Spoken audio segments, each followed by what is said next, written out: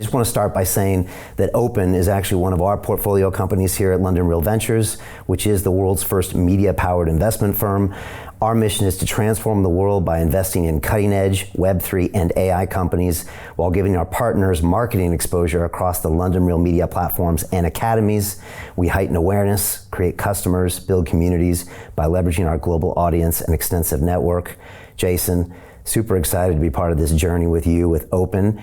And let's jump in, man. You've had a crazy life, a crazy journey. Let's do it. And I want to get into that, but I did want to start with Op3n. So maybe we'll kick off there. Tell me about this Web3 super app, and maybe in doing so, you can tell me about EST Media and your mission to bridge East and the West through media, entertainment, technology. Yeah, maybe talk about the story of how we got into Op3n. It was actually by accident. And so pre-pandemic, I want to start my ultimate platform, bridging East and West. And so my mission has always been bridging East and West through media, entertainment, technology, through stories and talent. That's been my mission statement since I was 19. I'm 42 now. And so when I had started these East-West media companies like 88 Rising, East-West Ventures, my partner Greg Silverman with Stampede, I was thinking about how do I create the ultimate platform, leveraging media and tech to create understanding between the two cultures, East and West. So at the time, I was really sick and tired of Western media controlling the Eastern narrative, meaning Fox, CNN, Red Dragon, China this, that, New York Times, et cetera, et cetera. And I always just kept thinking, why does the East, which is the largest population in the planet, Asia, not have its own media platform and its own media voice from Asia to the rest of the world? Why is it always controlled by Western media? So at the time I was thinking, why don't we have like our own New York Times, our own CNN? So I then envisioned EST, which stands for Eastern Standard Times. So you can go to easternstandardtimes.com, EST Media, which would be Asian owned, from an Asian perspective, from Asia, talking about current events, culture, what's happening in the world from an Asian perspective. So when I started it, I raised capital, and it was actually very difficult. There's a whole story behind that. But once we were able to raise our seed capital, I wanted to leverage tech and media with both of my experiences in both. And so I had three divisions. I had UGC, user-generated content, I had PGC, professionally generated content, and I had studios. And the whole idea was almost like a Wattpad webtoon for news and journalism. So the UGC side was a citizen journalism app that I was creating, where I wanted to be similar to like TikTok or companies like Triller that I had invested in, where anyone could be in Bangkok, filming live on their phone a protest that's happening in the streets, and be able to right then and there live stream, air it, record it, commentate on it, and upload it to the network. If that story went viral within our network, then our PGC side, or professionally generated content, would say, wow, that news story is going viral. Let's now do an article, let's do a video, a mini documentary, similar to like Vice or Vox or Huffington Post or New York Times. If that went viral, and that story, that article went 10 million views or, viral, then our studio division would go, hey, wait a second. We have a story here that is potent. We have a story here that we can actually develop into a long form premium piece of content, into a feature film, a TV series, a documentary. So as you know, Spotlight was a Boston Globe article that won the Academy Awards. Hustlers was a New York Times article. Argo was a Vanity Fair article. Narcos was a book. Right? And so basically it was this whole farming system of IP where we could use user-generated content, technology, professionally generated content into premium studio content. So raised the capital, had my investors from 88 Rising, my investors from Stampede and other companies that I had raised for. They were all backing me in this. And COVID hit. So when COVID hit, it was quite interesting. I'm stuck at home, and I remember I was one of the first 3,000 invites on Clubhouse. And, it was crazy, right? Everyone's stuck at home, and everyone's on this live audio app, and it was going crazy. It was going viral, and it was like this whole thing. And around that time, one of my investors, Galaxy Interactive, a guy named Richard Kim, who's actually based here in London, he's like, hey, Jaeson, you ever heard of a phenomenon called social tokens?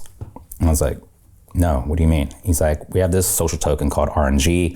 We have a Discord group. It's built on blockchain. We're leveraging NFTs, et cetera, et cetera, et cetera. I'm like, what are you talking about? I mean, because I invested in Bitcoin since 2015 personally, right? Bitcoin and ETH, but I had never felt it, right? There's a whole other story with me and Paris Hilton and introducing her to one of the original founding team of Ethereum. And at that time, they wanted to make her the Martha Stewart of blockchain, which she kind of has now become. And but it was too early. And we invested in a few companies, a few dApps, but I never felt it.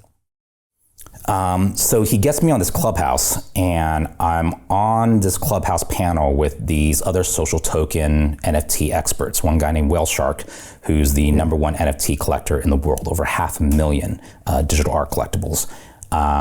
A buddy of mine that was a founder of FWB, Friends with Benefits, one of the first and largest DAOs in the Web3 ecosystem.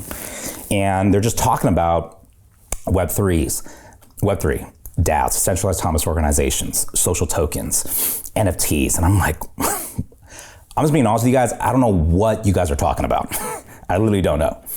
And it brought me down into this rabbit hole where I started talking more to Richard and Whale Shark and my buddy at FWB. And I'm like, wow, this is really interesting.